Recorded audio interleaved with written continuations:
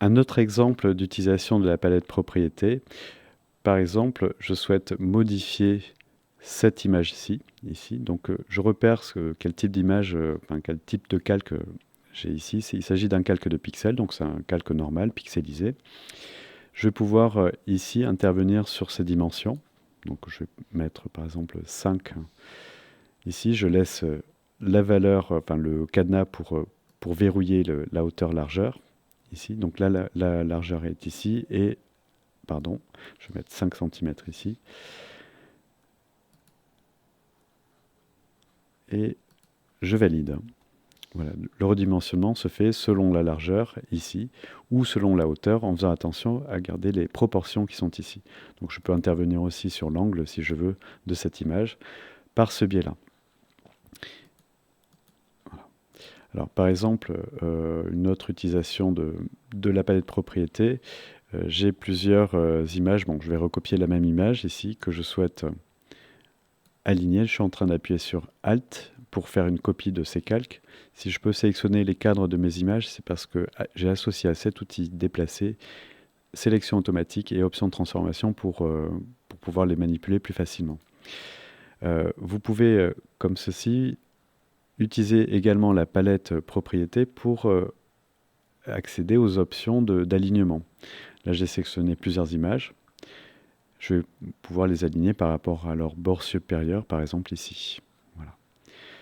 Donc, inutile d'aller chercher une autre palette, enfin la palette alignement pour le faire, puisqu'on a toutes les options présentes ici. Vous avez les 3 petits points qui vous indiquent les autres éléments pour répartir vos éléments à une certaine distance également. Toutes les options d'alignement sont présentes dans la palette propriété. Il faut juste faire attention à ces 3 petits points qui permettent de rajouter les options qui manquent ici. Donc là, je réduis ça. C'est ici que l'on peut aussi changer les... alors, je reviens là-dessus. Aligner, répartir. Bon, là, il y a des options qui sont supplémentaires que je traiterai un peu plus tard. Bon, pour cette image, ce sont les options que j'ai ici. Dans le cas d'un calque qui est importé, c'est-à-dire incorporé en tant que fichier dynamique, calque dynamique, c'est ce que vous voyez ici. Les calques dynamiques, vous les avez, quand vous voyez les calques ici, vous avez une notification en bas à droite qui vous indique qu'il s'agit d'un calque dynamique. Ça veut dire que ce fichier-là, si je modifie la source, cette image que je suis allé chercher, que j'ai importée en tant que calque dynamique, je l'ai importé de cette manière. Fichier, importer et incorporer, ici avec cette fonction-là. Donc les images apparaissent sous forme de calque dynamique. Alors, le propre d'un calque dynamique, c'est-à-dire que je peux intervenir sur la source, la modifier, et cette source-là va se mettre à jour automatiquement dans mon document Photoshop. Alors, je m'explique. Ici, je vais dans Propriétés.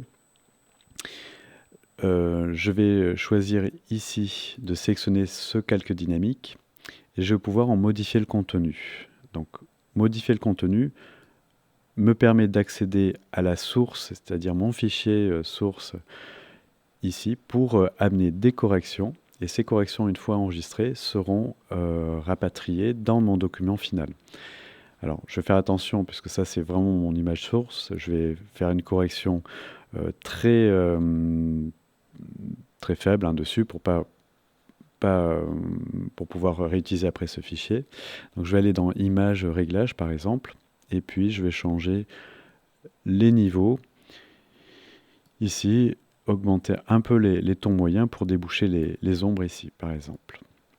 Je valide et je retourne dans mon fichier source. Alors, là, je vais d'abord enregistrer. Alors, enregistrer mon document. Donc ça, c'est mon fichier source. Et dans mon fichier de destination, je vais m'apercevoir que la modification a été apportée dans ce document. Donc ces 2 images, ce calque dynamique est lié à mon fichier source qui est ici. Donc il faut faire attention à ça. Si je ne veux pas ce système-là d'objets dynamiques incorporés, si je veux avoir les pixels, c'est-à-dire avoir aussi accès à toutes les fonctions de Photoshop, je peux convertir cette image en calque. Donc ça signifie qu'il est non seulement incorporé dans mon document, mais il n'est plus, il n'y a pas d'incidence, il n'y a plus de lien en fait entre cette image source et cette image. Donc elle est parfaitement indépendante. Donc voilà une deuxième utilisation de la palette propriété dès que je vais commencer à travailler sur des images et les options qui sont présentes quand je sélectionne ces images-là.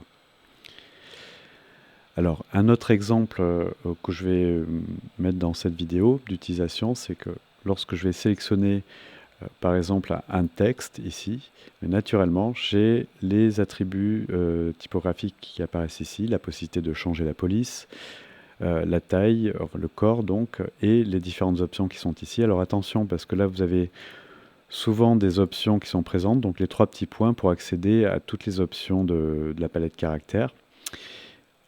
Vous pouvez replier ça ici pour gagner de la place, pour travailler par exemple sur les attributs de paragraphe ici. Donc même chose, les options sont accessibles ou désactivables par ces 3 petits points ici, qui me donnent accès à toutes les options de mise en forme de mon paragraphe qui sont présentes ici.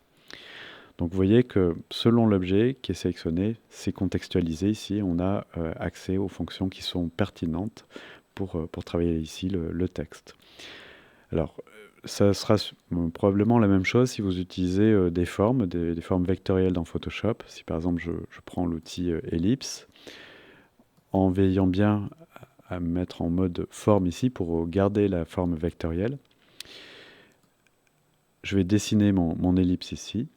Et naturellement, encore une fois, dans la palette propriétés, j'ai les options, les attributs de fond et de contour ici qui sont accessibles. Donc je vais pouvoir accéder à la couleur de fond de ma forme et à la couleur de contour, passer par le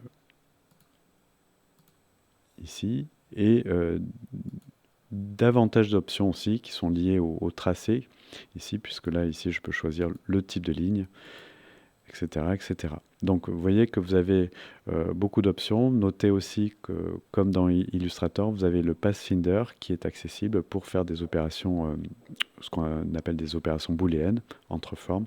Le Pathfinder est accessible ici. Donc pour résumer, la palette propriété, vous la trouvez dans le menu fenêtre si elle n'est pas affichée.